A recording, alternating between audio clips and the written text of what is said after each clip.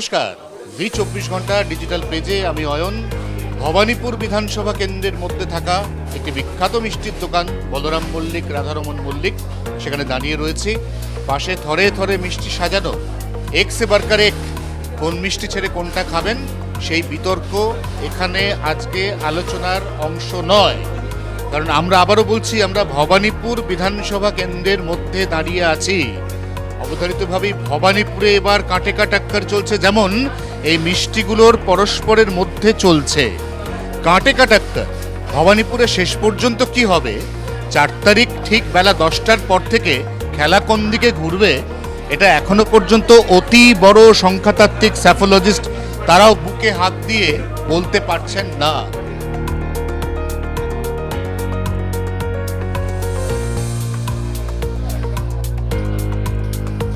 বিশ্বতরা যেন বজায় থাকে সবাইয়ের মধ্যে, তাই জন্য এই করা।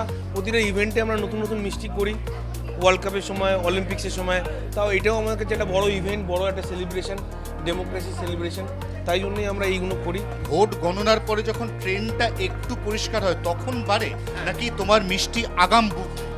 না না, আগাম বুক হয় না। যখন ট্রেন বয়ে যায় তখনই লোকে মিষ্টি কিনতে আসে আর লোকে পাঠায়। এবারে যা ভোটে দেখলাম, এটা বিশাল একটা যা সমীক্ষা দেখাচ্ছে, তো মানে মেনে নেওয়া যায় না। মানে অন্যরকম বোঝা যাচ্ছে না, একজন দেখাচ্ছে বিপরীত, একজন দেখাচ্ছে, মানে মেনে নেওয়া যাচ্ছে না বলি তো দু ধরনের মিষ্টিকে সমান সমান আনুপাতিক হারে রাখা রয়েছে।